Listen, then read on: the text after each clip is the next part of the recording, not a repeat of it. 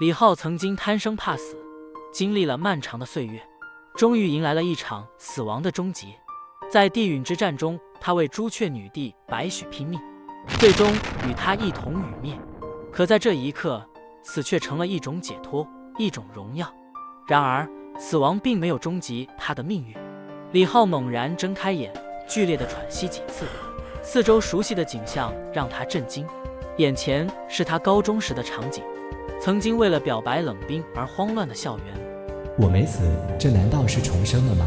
他低头看着怀中的鲜花，感觉到那股夏日的炎热，所有的触感都在证明他回到了过去。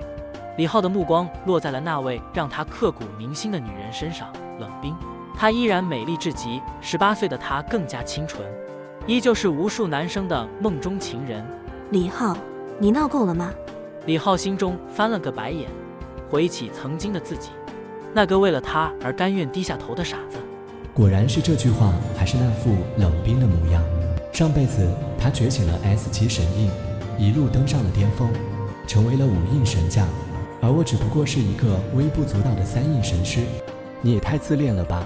李浩转身将那束鲜花丢进垃圾桶，嘴角微扬。周围的同学们议论纷纷，显然没想到李浩竟会如此决绝。这花我买来，自己看不行吗？况且朋友我说了，非当不可嘛。李浩冷冷一笑，没再看冷冰。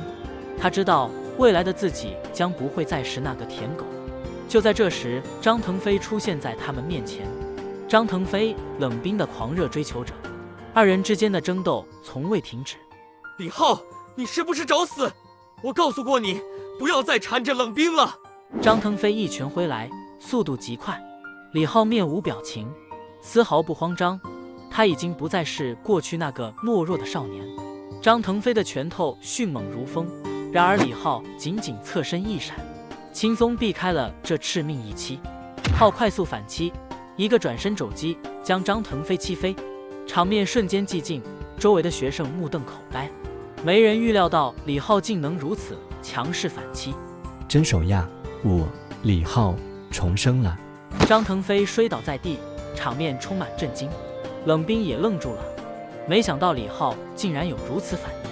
李浩的脸上浮现出自信的笑容，他知道未来的自己将不再受限于过去的恐惧与失败。